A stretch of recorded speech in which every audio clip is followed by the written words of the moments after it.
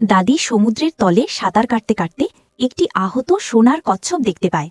দাদির খুব মায়া হয় এবং সেই কচ্ছপটিকে বাড়ি নিয়ে আসে।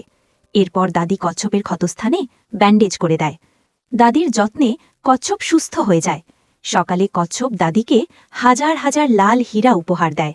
দাদি সেই হীরাগুলো ঠেলায় ভরে একটি পঙ্গু ভিখারিকে এবং একটি গর্ভবতী মহিলাকে উপহার দেয়, নিজের জন্য একটিও না রেখে। বাকি হীরাগুলো বৃদ্ধাশ্রমের মানুষের মধ্যে বিলিয়ে দেয়।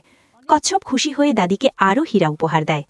এই দৃশ্য একজন শয়তান পেটমোটা পুলিশ দেখে ফেলে। সে কচ্ছপকে জালে বন্দি করে নিয়ে যেতে চেষ্টা করে।